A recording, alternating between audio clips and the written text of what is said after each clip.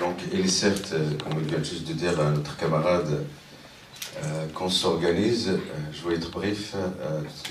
Tout d'abord, mes félicitations à Madame Riadi et à l'AMDH et tous les combattants qui se battent pour la liberté et la démocratie et contre la dictature en Afrique du Nord et partout dans le monde. J'aimerais bien interpeller Madame Riadi et tous les responsables de l'AMDH sur un cas concernant une militante et une camarade qui se trouve aux États-Unis aujourd'hui, en Amérique. C'est Madame Siham Baya Jihad, une militante républicaine que je pense que la plupart des gens connaissent bien, qui risque aujourd'hui une expulsion vers le Maroc, le pays de la torture et de la dictature. Une militante républicaine, très engagée depuis plusieurs années, avant même le 20 février, avant même le mouvement occupé Wall Street. Donc, vous savez tous ce qu'elle risque cette dame aujourd'hui avec son petit-fils, son fils de 4 ans et demi.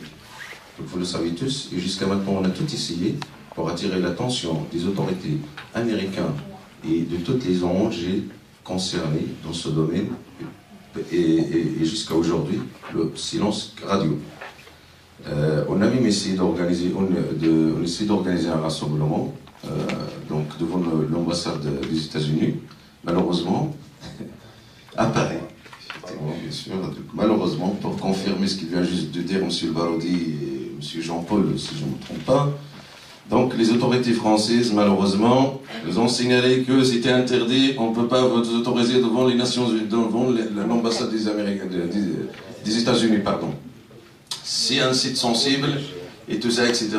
Voilà. On a ici, on leur a dit, écoutez, vous nous refusez, on est prêt à aller en justice, parce qu'il n'y a pas d'exception. J'ai manifesté devant l'ambassade du monarque du Maroc, j'ai manifesté devant la dictature algérienne, etc. tel. Aujourd'hui, il n'y a pas d'exception pour moi. Donc, pour pas rater pour pas donner de chance, parce que je sais bien qu'il y a les services secrets marocains derrière tout ça, pour pas perdre de temps, pour, comment dirais-je, affirmer notre soutien total et inconditionnel à notre camarade qui se trouve aujourd'hui dans une situation de détresse aux États-Unis, on a accepté de, comment dirais-je, de organiser ce rassemblement le 15, comment dirais-je, prochain, le 15 février, c'est-à-dire samedi prochain, à la place de Madeleine, pas loin de l'ambassade des États-Unis. Bien sûr, il y aura une délégation qui va remettre un courrier comment dirais-je, destiné à M. l'ambassadeur des États-Unis à Paris, en France. Donc j'appelle tous les militants qui nous rejoignent, et comme il vient juste de dire notre camarade, il faut s'organiser et tout ça. Et j'interpelle à cette occasion Madame Riadi et tous les responsables de l'AMDH et toutes les ONG, et je les appelle sincèrement, c'est une femme qui risque quand même, au minimum, si elle risque pas sa vie, elle risque la torture et de se faire maltraiter. Il ne faut pas qu'on attend que quelqu'un se trouve en prison, après on fait des communiqués et des rassemblements de soutien. Il vaut mieux prévenir avant qu'au guérir. Merci beaucoup. Alors pour le Siham Baya Jihad, à l'AMDH, on n'a jamais parlé de ce dossier. Je vous le dis, je ne vous le cache pas. Donc, mais maintenant, si on peut se voir après la réunion, on en parlera.